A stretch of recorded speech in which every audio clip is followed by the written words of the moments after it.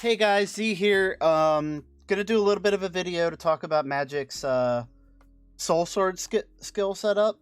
Where you're really focusing more on the soul attacks and how much that can be utilized in PvE, PvP, and the overall value of that build being her best across the board, but not best in every single spot. We'll talk about gear, we'll talk about skills, PvP, PvE, specializations for those appropriately, and then what stats to prioritize. So, without further ado, let's get started. So, if you're running a Soulsword skill setup, you're going to be going into the Steampunk set. Steampunk allows you to get Arcane Sword +7 and Soulsword Class +7. This puts every single Soulsword ability that you have with +7. But Arcane Sword gets both bonuses, so it goes up +14, puts it at level 29. Because we're given a base leveling up process to level 15 for our abilities. So when our abilities are at max, they're level 15, but then any increase from gear increases above that. It makes the damage more, or whatever is increased by the level.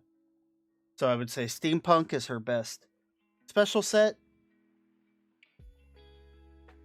If you're going more of a PvP related setup, well, rather PvE, I apologize. PvE, you get crit rate a lot easier with the Hydra set. Some people think that crit rate's a little harder to come by. I think most times you're going to have a better shot of getting it, and it's more required. You need crit rate and crit damage when it comes to a PvE build. So when that PvE build is optimized with max crit rate, max crit damage, you're going to outperform anybody that's not. Just unless they're, like, if it's on equal measure, crit rate, crit damage, they could have max total damage, all this other stuff. The only way that they'll beat you is if supervillain damage is higher.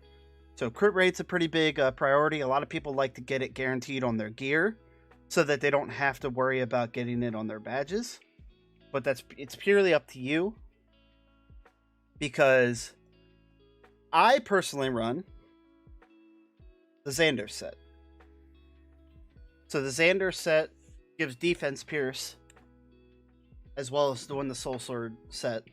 But I like the defense pierce because I do think it still provides value in PvE, but it's better for PvP because it allows you to get defense pierce to where you're hitting Captain America's pretty daggone hard. You're allowed to hit them more at a lower defense level, to where your damage actually hits a little bit more to what it's supposed to than their defense removes.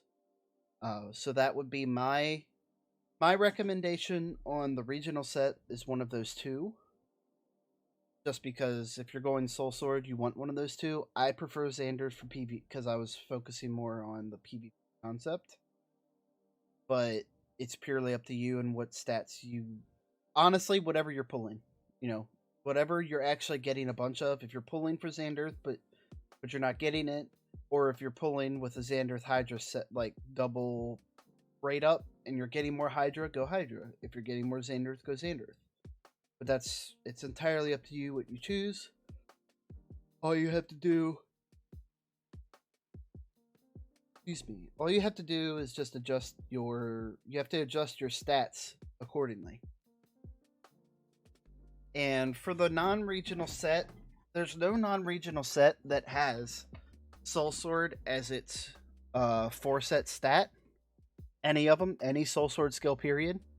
Because the non-regionals only increase one single skill. So any of the skills that are available, they don't get increased by the Soulswords. Like, they aren't increased by the non-regionals for the Soulsword. So I recommend one of the other bigger hitting... I don't want to say bigger hitting in initial, because it's a dot damage attack. Master of the Abyss. As well as it gives you crit rate. I think if you're a free-to-play player, crit rate's going to be a little bit harder to optimize. So I think crit rate is a priority overall because you're likely to perform more consistently as a free-to-play in a PvE market than you would in a PvP market. You can be decent at both, but that's my opinion on that. So now we talked about gear. Let's go to the skill sets. So my skill loadout. This is my skill loadout, and this is for PvE. This is essentially my single target PvE setup. As I talked about previously, Master the Abyss is pretty good ability. It's a little bit lower on the damage meter, but it's one of the higher of the dark magic skills on damage, as well as being a teleport, and it does dot. So your damage will be applying over time. Pretty good. My second part of my rotation is Baby Dragon. So it's the Summon Limbo Hatchling for anybody looking for that description, but I just call it the Baby Dragon. It's the little baby. This allows you to get fire up on your targets or target, depending on how many you're hitting and how many it lands it on. This allows you to do 20% increased damage because that's what burn debuff applies. For 6 seconds, you're doing 20% increased damage. That's pretty good. Guard break's low, but when we're fighting PvE, we're not focusing on guard breaking. So our next skill will be Arcane Sword Soul Strike. With our setup to where we're a level 21 Arcane Sword, we have a 2,100% increase in damage, or damage ratio. So whatever your attack is, mine's about 31. 31 times 2,000 damage increase, like percentage. So that's how much you're going to hit on average. Pretty good ability. There's other good ones in this section, but this is the best one for PvE because the boss is likely to be standing still for you to hit every part of this. It would be more unfortunate if he's not. The Soul Slash will be our 4 ability. It's another high-ranged hit. Again, it's a little bit... Its ratios increase because of the Soul Sword skill setup. And it does about 1.6, if you round it up, 1.6% damage. So we're ratioing that up high. It's a hard-hitting ability, but it does take a little bit for the finalization of all of these hits to do. But every hit does 1.6k percentage damage. So 3 times you're hitting for 1.6k damage, like percent damage. And then lastly, we have Stepping Sword, which it's a lower hit on the margin of damage, but the teleport makes it great because it allows you to actually teleport behind the boss. So if you're not using it just normally in your rotation, you can use it to actually get behind the boss when the boss is doing a frontal attack. It's quite good. I mean, most people like this ability for PvE and PvP because the teleport allows you to stick to your target. But purely depends on how you're playing Magic. If you're playing Soul Sword, you need to be on them because most of the time you're not going to get accurate damage. So this is my training grounds loadout I've been testing. It doesn't mean it's great, but it allows you to tag a lot of targets, and at a higher power, you're going to be killing things fast enough that this is all you would need. They're lower attacks, lower damage, but they get you across the map and they tag a lot of things. So when we come down to it, I use the imps because there's 4 imps attacking a bunch of targets. Allows you to tag everything. In trading grounds, you have to tag a target for it to count for you. So the more targets you're tagging, and if somebody else kills it, you're still getting XP credit for that. Master the Abyss, same process. It's a teleporting attack. It gets you to your target. It allows you to get on them and then start dealing damage faster. Therefore, you're killing it faster. And I mean, it's kind of the same reason that it's on the PvE setup. Pretty much a across the board good skill. Summon Limbo Hydra. It's the same thing as the Imps. It allows you... It's a chaining attack that it can actually go between a lot of targets. And it does do a lot of damage. So if you ever were to do like a Legion build, the scaling on this would probably go higher than one of the Soulsword ones. But it's more for the tagging here than it is for the particular kill. Because if it dies, if the target you put that on dies, it will track to a new target within the range of the attack. Or within range of your character. So it's pretty good. Stepping Sword, same process. It's more about the teleport, tagging your targets, making sure you're hitting everything you can quickly. And then Hunter in the Dark. This skill is great for PvP, but I find it to be pretty good in PvE for training grounds because you hit multiple targets. Again, the whole process for training grounds is tagging as many things as you can and then killing them as quickly as you can after. Priority is to hit a bunch of things and then kill them all quickly after that. So that's why I think that's good, but you know, it's purely preference. This is more of a tested theory, and we'll see how that goes. I've been testing it a few times, but I'll let you guys know. And then finally, a little bit of our PvP loadout. The goal here is to do the quickest amount of guard break as you can so that your target doesn't move, so you can hit them with everything you have. So starting off, you want your Hounds out. Your Hounds are one of your highest guard break attacks. And they stay out for 15 seconds unless they're killed. And they're still doing 50% of your attack. So they're still hitting pretty daggone hard on their own while you're still dealing damage as well. Again, rhetorical, but Master of the Abyss, just it's too good of a skill to not use. It's what it is.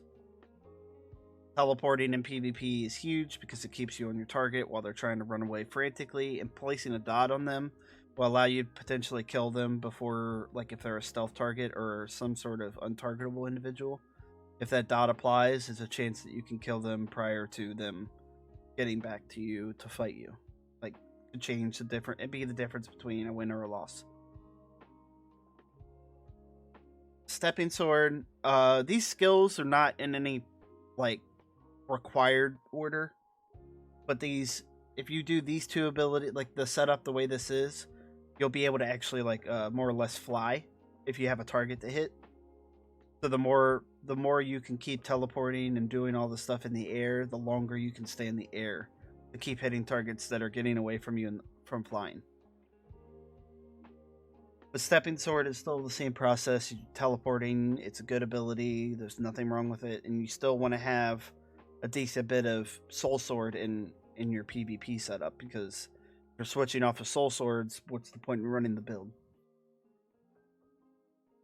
Arcane Sword, Dimension Slash. I really like this ability because it gives you damage reduction. So if you're preempting a big hit from your enemy, you can actually reduce it if you don't have an iframe to dodge it, or if they've rooted you or something like that. Doesn't do a whole lot of guard break, but if the skill lands, it will stun. So it's still pretty good, and it does still deliver about a 1000% scaling. And then finally, we talked about it previously, but Hunter in the Dark, if you can land this status effect, you essentially polymorph them. It's called mutate, but polymorphing them or changing them into a non-actionable character. They can run or move around, but they can't actually attack you back. So the more you can keep your damage up and not let them hit you, as well as making sure you're giving yourself time to be able to get your ultimate up so that you can heal all that percentage back up, is still pretty good.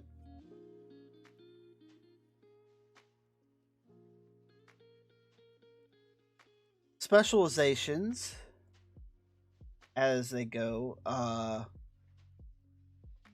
Your Domain Mastery Limbo Control gives you percentage cooldown reduction. I mean, cooldown's always great. It's always going to be great. I just don't see any reason not to have it on PvE or PvP. Same thing with Life Substitution. You're converting your HP into attack, You're not losing the HP. You're just taking a percentage of the HP you have and adding that to your attack value. Which Magik is one of the characters that has a chance to have the highest attack percentage in the game based on that. On that alone. Depending on how your gear sets up, how you do it, how you go about maximizing your defensive stats with HP. I mean, that's pretty much what it comes down to. Mystic Mastery, Infinite Darkness. I prefer this ability because I get my ult back faster to be able to bounce in and out of my ult. The way I look at Magik as an attack character, or as a DPS character, is we want to make sure she's essentially wanting to use all 8 or 9, if you count the ultimate, abilities as much as possible. She has more abilities to put out. The more often she can put them out, the stronger she deals. And the more she activates her windows when they immediately come down. Which we'll talk about a little bit more. But this ability has a cooldown. So every 8 seconds, you can make this 52.5% increase of ult recovery. Cooldown reduction on your abilities allows this to happen more frequently. So that's a bit of why it's such a good value. And then finally, for our PvE loadout, let me add in. This would be for the Infinite Darkness would be for a PvE setup. You can use it in PvP, but there's one that I prefer for PvP. Excuse me. But yeah, that's what I would use. That's the altered one, or the fourth specialization that you can change. The other 3 I really don't see you changing. 3 is Soulsword Enhance. You get 20% attack for 6 seconds whenever you use a Soulsword ability. So at the activation of that ability, so before it even does damage, when you press the button and it starts the attack, is when that buff goes through. So the very first ability will get that attack bonus no matter what. And then it's a matter of making sure you're getting your damage in the right rotation and the right setup to make sure it hits all three Soulsword abilities, or as many abilities as you can in that 6 second window.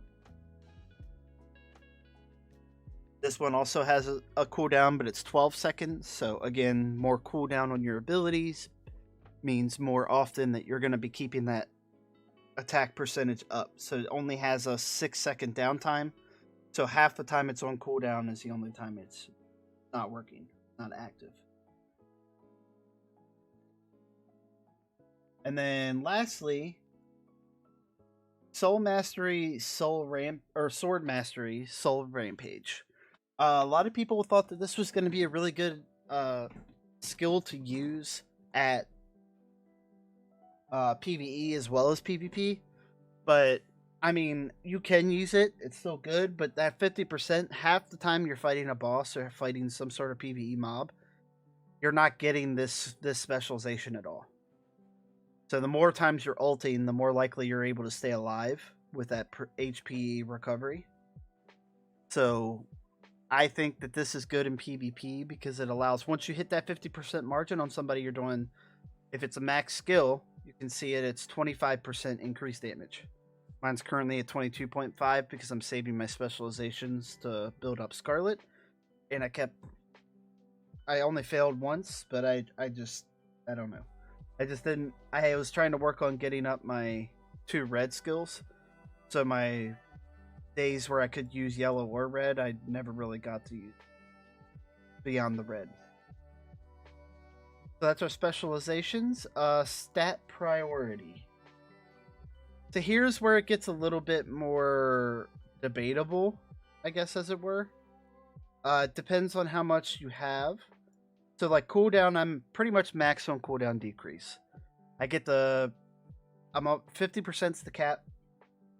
So I'm 0.3%. I'm not going to look for 0.3%. I'm going to be honest. That just makes no sense. I can sit there and I'm basically at cap without being at cap. But I also get the 7.5% from specialization over here. regardless of max value. So if I was capped here, I would get an additional 7.5%. So I get 57.5%. It's very good for Magik because the more often you can hit a hard-hitting ability like her 2000% scaling and attacks, more often you can hit those, the more damage you do. So it seems rather straightforward in that concept, but that is what it is. If you're talking PvE, like I said previously, crit rate, crit damage are your big go-tos. After that, supervillain damage is huge. I don't have a lot of it because I'm trying to save my gold a little bit more now so that I can get my Scarlet Witch's skills and get her build rolling without running out of gold. But supervillain damage, I believe the cap is 75%, so another 40% of that, and I do 40% more damage to bosses, which is where most of your stats for PvE really start kicking in on big bosses like that. Defense Pierce, Magik naturally gets a good bit of Defense Pierce through a lot of their specialization minis, as well as through her potentials and such. And she's a melee character, so like I said, like the Defense Pierce really kind of makes more sense for her to need. I know the melee thing doesn't really make much sense on that. It feels better, especially because if you're a melee character, you need to fight one-on-one with a cap. So the more you're piercing his defense, the more damage you're doing to him. With melee characters, it's like a race to see who can guard break and kill the other faster. So that's why Magik needs it, at least in PvP. PvE, it still provides some value, but if you were able to take away a decent percentage of your defense pierce and put it in total damage, you would do drastically more damage. Status effect accuracy. You do have bosses that will resist you for a little while, but they don't really move out of the way of your attacks. You're not really worried about them as much as you are with like a cap or any other melee, like any other PvP character, like player. So you're playing for that stuff to apply, but you still have other things you can hit. So you're not banking on just applying a burn or applying a mutate in PvP, whereas in PvE. In PvP you are, because you want that mutate to hit so that they're not hitting you back. You want that slow to hit because then that means you can kite them better. You can time your attacks better instead of trying to fight them when your stuff's on cooldown. Just stuff like that. Accuracy rate. PvP, you need this stat because people, like, I have a 40% dodge rate on my setup. This is for PvE setup, so I can change to give a little bit more of a detail on what I have. But I'm just giving an overall on all of these stats for now, and then we'll go into that a little bit later. But everybody's got a little bit of dodge, so just stay at 100% accuracy rate or your minimal accuracy rate. You're likely to get dodged. But the bigger problem is Spider-Man. Spider-Man can go up to 90% dodge, as well as decreasing your accuracy by 15%. So if you're capped at 175% accuracy rate, if they take you down to 15, that's 160, and they get 90, so there's 30% chance for them to still dodge your attacks. I mean, it's like 1 every 3 attack-ish. That's pretty huge. That's why that accuracy matters so much. Ultimate gauge recovery. Depends on how you like to play your Magik. If you like being in your ult more, then you want this more. You want as much of this as you can get because you're going to pull your ult a lot faster. I don't think it's as big of a priority just because of the way that it is for Magik. She's able to activate her ultimate at half a bar. So her being able to activate that at half a bar makes that ability... makes having too much ult recovery could be a bad thing, because if you don't have good cooldown or if your skills are still on cooldown, you're really not doing much in your ult setup. Kind of just running around melee attacking when you're with your basics. And then stamina recovery really just depends on how much cooldown you have and how starved you are on stamina. I do find myself every once in a while getting a little tapped on my stamina reserves, but overall, I usually am able to hit it every within a second of when my stamina goes down. Most of the time, I run into that problem is when I'm either going into ult or coming out of ult, because you're essentially using 8 skills. So they don't have the downtime of the cooldown to allow your stamina to recover. So in those setups or those moments is when you would want more stamina recovery. But it depends on your cooldown. It's like those two stats balance with each other. If you have too much stamina recovery and not enough cooldown, you're going to be full on stamina but never have abilities to use. Whereas if you have too much cooldown and not enough stamina, your abilities will always be up, but you're never casting. Just how that whole process works makes a lot of sense, but purely up to interpretation. So that's pretty much air to surface and surface to air stats are kind of not good because they require your, like, say you're fighting Dormammu and you're a surface or you're an air to surface. Magic can't really doesn't have that stat, but just to humor the conversation, air to surface and Dormammu goes up into his aerial attack. You lose that percentage, so it's you're gambling on what the boss does as to how you're capable of doing damage. So your better chances to have max damage rate or total damage, vice this, or obviously the supervillain damage. But this is the lowest. These two stats in general are like your lowest priorities. Like all these stats down here, except for the range damage decrease and melee damage decrease, these stats down here don't matter as much to your DPS or to your loadouts. Yeah, but so for PvE, kind of circle back to it properly. We got crit rate, crit damage, ult recovery is nice, cooldown max as best you can. Make sure you have stam to account for that. Supervillain damage is your other big stat priority. And then total damage, a little bit of defense pierce, ult recovery, stam recovery are kind of your ones, like you have to kind of decide that yourself where you're at with your build. And that's it. PvP. My PvP loadout.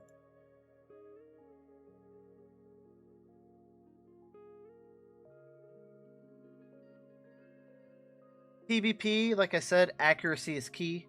I'm not capped, but I'm about 5% off. So I'm comfortable with where I am based on what my gear's got. I have a triple accuracy rate chest. So if I nano this all the way through, I'm actually going to be overcapped on accuracy, and I need to lose it somewhere. But the higher your accuracy is, the more when a Spider-Man lowers it, the less it hurts you. So if I'm at just say I end up hitting 180% accuracy, and then he lowers my accuracy by 15%, I'm still at 165. He still only has 25% chance to dodge at that point.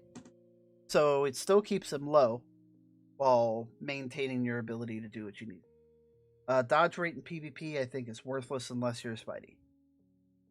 If you have 75% accuracy as a Magic or any other character, if somebody's accuracy capped, your dodge rate still doesn't matter. You still won't dodge unless you have some sort of accuracy reduction attack.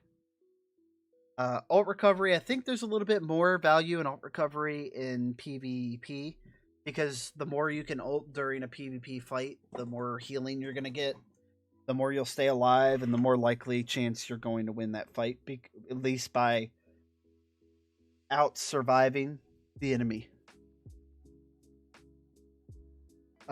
Crit rate, crit damage don't matter as much.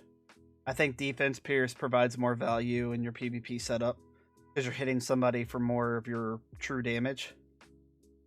Cooldown's still pretty big. Status effect resistance and accuracy do bump up in priority. I took a card that had PvP increase, and I rolled it off. So that's the only reason my PvP damage increase is lower. But ideally, you want these as capped or as close to cap as possible. 70% is not bad. 75% still is 5% more that I'm reducing damage. And the harder that person hits, that percentage does help me more. Same thing with PvP damage. The higher that is, the harder I hit them, the more that I affect that. Guard damage is huge in this setup. Like again, I said, guard damage, the goal with this setup is to guard break the enemy before they guard break you. So 64.8% guard damage decrease for me is big, because it means it takes a long time for me to break. Ranged and melee damage decrease. These are actually hidden OP stats. And by that I mean OP in the sense that they are very strong stats that you can only get in certain areas. And there's nobody that really runs range damage increase or melee damage increase that much to where those stats are really countered. They're not priorities. There's too many other stats to bother with that they are ones that it's like I just won't bother with these that much. Some people do roll them. Some people do find ways to get them up a little bit. But for the most part, they're not. The increase side is not big. The decrease side is. And from what we've determined, it's based on your proximity to your attacker is what the decrease affects. So if you're not within a melee range of an enemy, the range damage decrease takes effect. If you're within melee range, it's melee decrease. Leveling characters, hero XP obviously is pretty good, but I mean that's really it. That's pretty much all that you really are going to want to look at. For cores, you just, like I said, like you're looking at your stat priority and you're determining what badges are good based off of that. So like if you're where I am, most of your crit rate and crit damage will come from your cores, because I haven't nanoed all the way through my helmet or my chest. So once those are finished, I'll have a little bit of leniency in my cores here to determine how I want to move around my core setups. Because once those two are capped, I could be more comfortable with yellow or blue cores, because yellow gives me attack, so I'm still getting more attack, as well as the blue will give me more defense, so I do absorb more damage through my defensive stat. Finally, one thing I forgot to mention at the beginning of the video is companions. Depending on your setup, this is still in my PvP. I'll talk about it, but I don't need to bring that setup up. PvP, this is my setup for PvP. This Moon Knight is incredibly strong. If you're able to get him to 6-star, you get 6.75% bonus attack just from his equipped stats, as well as increasing his collection stat. Gilgamesh gives me supervillain damage and then melee damage increase. So being a melee character, he's a huge character for PvE. He also gives melee damage decrease, which doesn't, in technicality, does help you with a boss, because you're almost always going to be in melee range, being a melee character. Ultron gives you max damage rate, gives you a little bit of that for your collection, and then he gives crit damage as his 5-slot. He's a rare companion, vice is special, so he only gets a 5-star bonus. So only at 5-star will he provide a bonus. Mordo is your active companion unless you choose to try another one in a different spot. PvE, he's the best. No matter what. No matter where he is. If he's level 4, if he's 3-star, if he's 4-star, what he does is too good to give up.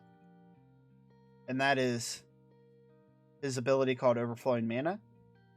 He gives increased attack by about 20% for 10 seconds. He gives you ult recovery, and he decreases your cooldowns. So if you've got stuff on cooldown and he shows up, he's going to reduce all of that. And he only does this stuff if you're a Doctor Strange or a Magik. if you're one of those characters, he follows you around and attacks, dealing 1,100% damage, and then he goes away. He stays out and channels all these stats into Magik and Doctor Strange, which is why it makes him good. The PvP, I use Moon Knight as my active because his active is Khonshu's Judgment. He places the damage over time on the target, and then once it lands, 6 seconds after that, the target's blind. So if they try to do an attack at 6 seconds after that, when they get blinded, the one maybe 2 skills could get absorbed into the blind. I purely do it more because he has a heavy percentage damage, as well as the blind. A bit of both. Some people use Daredevil, because Daredevil takes away somebody's ability to dodge, period. So he's a good counter to Spider-Man. And he does more damage. But because the buffs and stats that Moon Knight gives are so good, I like to have him, because he gives me more stats as well as having a decent skill. Vision gives you a little bit of movement speed in your collection, but his crit damage decrease, and then if I could get it to the range damage decrease for 6-star, makes him quite good. Defense Pierce is the bonus effect from Thena, so that's mainly, most of these characters are equipped for their 5 or 6-star stat. And then I get more guard damage for having Scrag as my equip slots. I think that's about it. Yeah, if you guys have any input on that, you let me know, and I'll adjust to make a new video based on all of that. I like Magik. She's fun. It's frustrating being a melee character trying to fight other characters, but we'll see if they do anything to make it a little bit better, but we'll see. Thank you guys for watching. You hit that like or subscribe. And then I also have a Twitch channel that I try to stream on as much as possible. So if you guys could hit me up with a follow on there, maybe hit a subscribe on that. Purely up to you, but I appreciate it nonetheless. Thanks for watching, guys, and until next time.